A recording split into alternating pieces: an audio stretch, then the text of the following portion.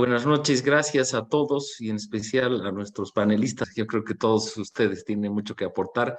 Le paso la voz a Gustavo. No, yo estaba pensando, he escuchado muy atentamente a Walter, obviamente, que es mi gurú y fuente de información constante de Brasil, mi orientación brasilera.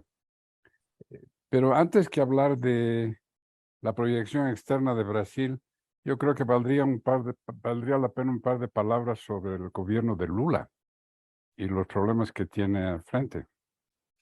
El Brasil es un país muy polarizado, la elección ha mostrado un país muy polarizado, con apenas 2 millones de votos de diferencia, menos de 2 puntos de diferencia. Y no terminó en las elecciones, sino en el proceso de esta semana, que muestran que no ha de ser de manera alguna una situación muy tranquila la que se avecina. Por eso yo pensaba decir un par de cosas sobre mi perspectiva del gobierno de Lula, ahora que comienza su gestión pronto. No creo que el tema del gobierno propiamente dicho, la relación con el Congreso y el Poder Judicial y el Poder Electoral será relativamente manejable, al contrario de lo que parecía ser luego de la primera vuelta, cuando la victoria de Bolsonaro, de las listas de Bolsonaro en gobernaciones, en Cámara de Senadores y Diputados, parecían asegurarle un control muy fuerte de esas instituciones claves. Pero lo que ha ocurrido esta semana, lo que ocurrió primero en la elección, la reacción inmediata a la que ha aludido Walter del presidente de la Cámara de Senadores y de Diputados, reconociendo el triunfo de Lula y la limpieza e imparcialidad de las elecciones, abrió muchos campos de conversación. Y luego han ido apareciendo otros, ¿no? Ayer he visto que la bancada evangelista, el jefe de la bancada evangelista, un pastor dijo que bueno, que él había votado, que había rogado a Dios porque ganara Bolsonaro, porque Dios dispuso otra cosa y lo que Dios diga, eso está bien. Y que él va a conversar y siempre que no se trate en temas de valores y de profundidad religiosa, va a conversar con Lula sin problemas. Y las negociaciones sobre la transición muestran también que hay espacio para administrar la relación con los diputados y parlamentarios del Central, que son distintos del Partido Liberal, el partido de Bolsonaro propiamente dicho. Es decir, que con dificultades y con negociaciones, idas y vueltas, la administración, el manejo de Lula en el gobierno va a tener problemas, pero es manejable. Esa es mi impresión. Pero eso, desde luego, lleva explícita la necesidad de que se mueva al centro y de que amplíe su espacio de negociación y de relación con partidos que no son primero del PT, que no son luego de su alianza electoral inmediata. Tiene que abrir ese espacio la prensa, los medios de comunicación, los empresarios, el sistema en general parece irlo llevando en esa dirección. Y ya lo ha dicho desde el principio, que ese es el camino que piensa seguir. Ese en el tema del gobierno como tal. En la economía creo que su situación es difícil, es complicada, pero también es administrable porque Brasil es un país que ha logrado en estos últimos meses ponerle freno a la inflación que está sacudiendo al resto del continente y al mundo. Tiene posibilidades de manejarse, pero no son las condiciones del hiperciclo de las materias primas, desde luego. Tiene un proceso inflacionario global, la apreciación del dólar es un serio problema de manejo por el Brasil.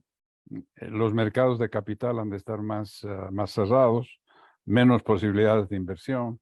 Los precios de los commodities van a mostrar inestabilidad, como lo han estado mostrando estos días, estos meses. De manera que no va a ser coser y cantar como en la primera y segunda gestión. Eso lo tiene claro también, pero creo que vale la pena anotarlo. Va a estar también con una visión no heterodoxa, tampoco clarísimamente ortodoxa de la economía, pero se va a manejar en los límites de la administración de la disciplina fiscal y una disciplina fiscal ya asumida por el propio PT y su partido. Ahora, el espacio que tiene Brasil en la economía global, en la agricultura, va a ser más importante que nunca. Ahora, con la guerra de Ucrania y la contracción de las exportaciones de granos de Brasil, de Rusia y de propia Ucrania. Eso lo ayuda en ese espacio. No sé cómo le irá con la base industrial de San Pablo, pero creo que en economía también le puede ir bien y no hay que esperar que haga locuras en ese campo. El principal problema, y ese sí parece que es mucho más difícil de administrar, es la confrontación, la fractura social que han mostrado las elecciones y las movilizaciones posteriores a las elecciones, ¿no? La movilización de los empresarios solleros, la militancia de policías y militares con Bolsonaro. Bolsonaro tuvo el 80% de la votación en el barrio militar de Río de Janeiro, uno de los más importantes. La posición de los evangelistas, el control y manejo de las redes sociales por parte del grupo de Bolsonaro, su defensa de los temas de identidad y de valores frente al avasallamiento de las minorías que parece abrigar Lula. Todos esos muestran un escenario de manejo muy complicado. Una cosa es hablar y negociar en el Congreso con el Central, o tú me das esto, yo te doy aquello, y otra muy distinta es establecer el clima de paz social que parece haberse afectado seriamente en el proceso de estos años. Y eso va a necesitar mucha mano izquierda, mucho cuidado.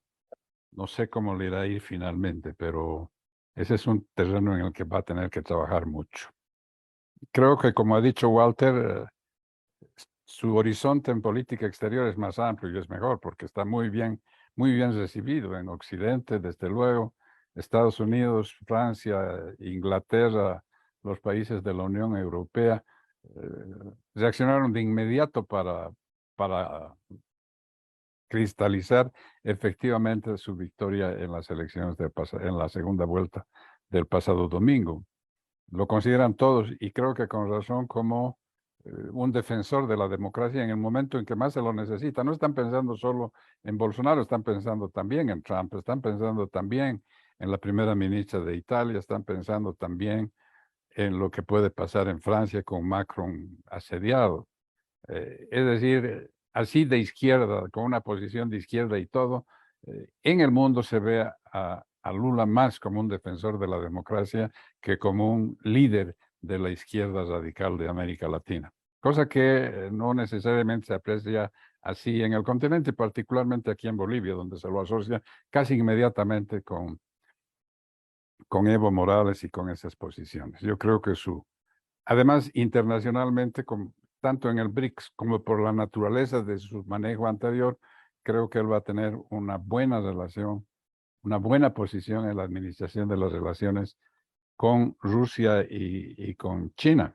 Y eso también les es útil a Occidente. Necesitan a alguien que llene ese espacio y que lo haga un demócrata de izquierda parece que es particularmente útil. Esa es mi impresión, mi querido Roberto, sobre la situación de las elecciones y la posición de Lula después de las elecciones del segundo turno. Gracias, Toto.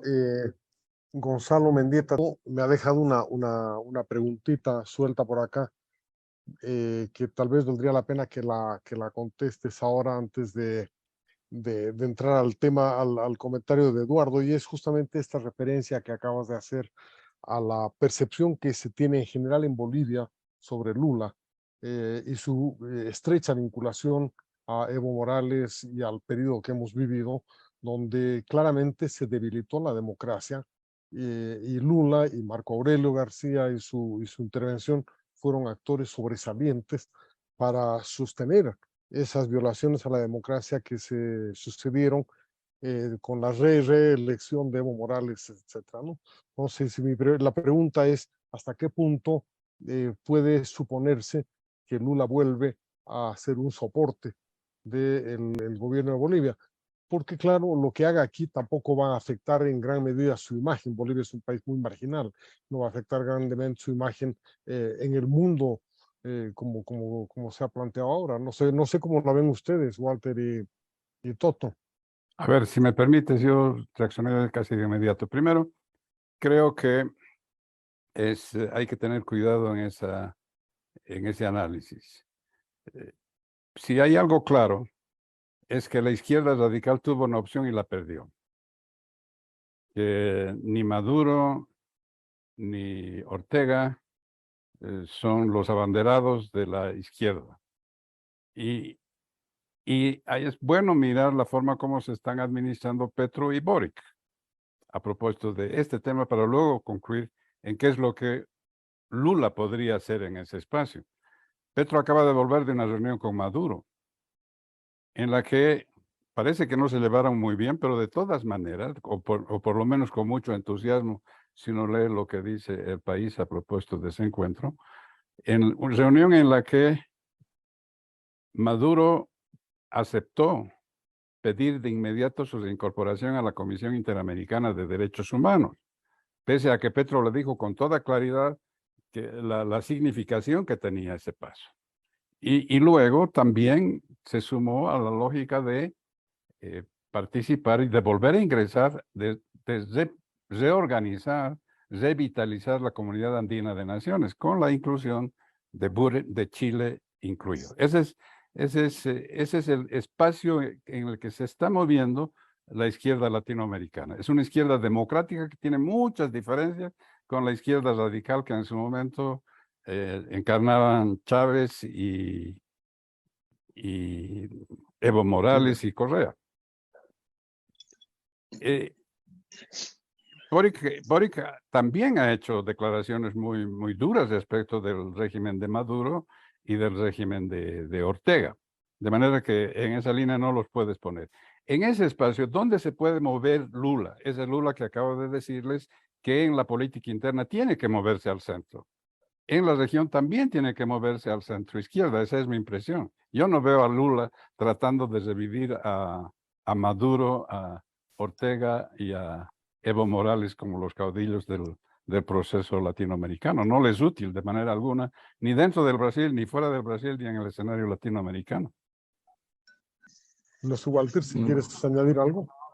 Completamente de acuerdo con Gustavo. Y también hay una realidad para Itamaraty, ¿no? Que la política externa siempre ha sido, digamos, reflejo de la política interna. Y si hablamos de democracia, pues hay muchas resalvas, muchas críticas a gobiernos autoritarios, sean de izquierda o sean de derecha. Y eso es muy evidente.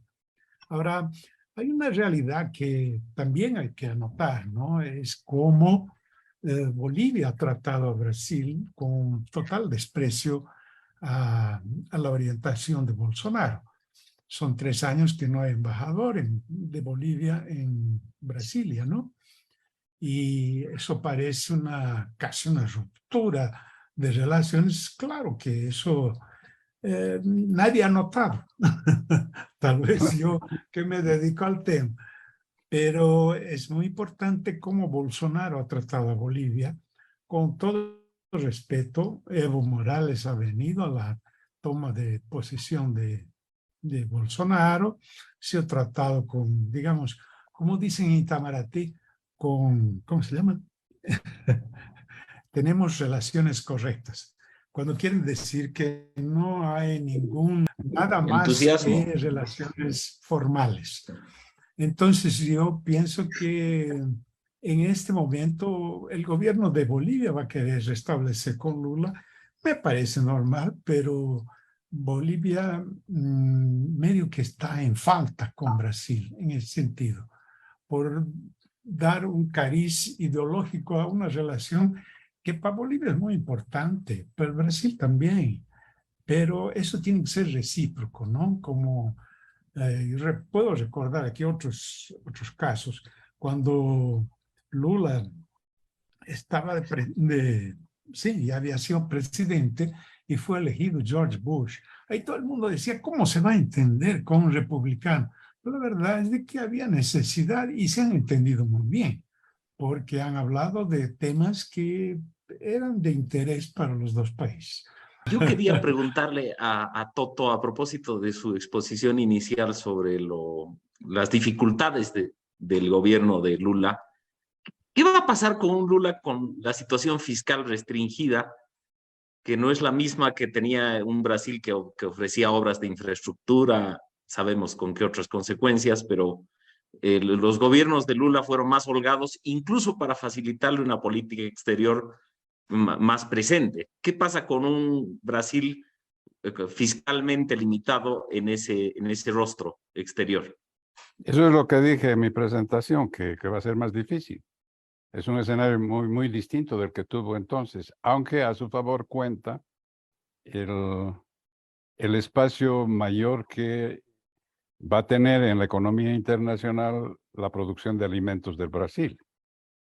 A la luz de los problemas de la producción rusa, ucraniana y las dificultades y la amenaza de crisis alimentaria en el mundo, el potencial agrícola del Brasil toma una relevancia particular. Eso le va a abrir más espacio.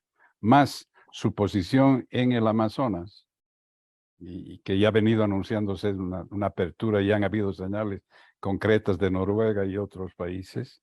Eso también le abre mayor espacio en el terreno de la economía internacional. Desde luego, marcando desde luego que no tiene de forma alguna parecido con la situación de hace muchos años, ¿no? Sí, ¿Perdón? Walter, por favor. Sí, Gustavo se refirió al mercado financiero y hoy en día yo creo que el mercado financiero ocupa un espacio mucho mayor del que ocupaba, digamos, en la presidencia de Lula. Un cuarto de la economía es ese dinero que entra y sale todo el tiempo, ya sea porque Brasil tiene una tasa de interés muy elevada, remunera muy bien al capital, ya sea porque hay numerosas oportunidades de inversión, sea directa o sea a través del mercado financiero. Entonces, por ejemplo, vemos que una empresa como Vale, que es la mayor exportadora mundial de minerales, de hierro principalmente a la China, es una base muy importante de la economía. Entonces solo quería... hay una cosa que también tiene mucho que ver con esto, que es la devaluación del real, de la moneda brasileña, ha sido muy fuerte en algún momento, pero a lo largo de este año se ha valorado en 10% en relación al dólar, que es una de las que más se han recuperado. Entonces hay todo este movimiento financiero que me parece que ha adquirido una importancia mayor que antes.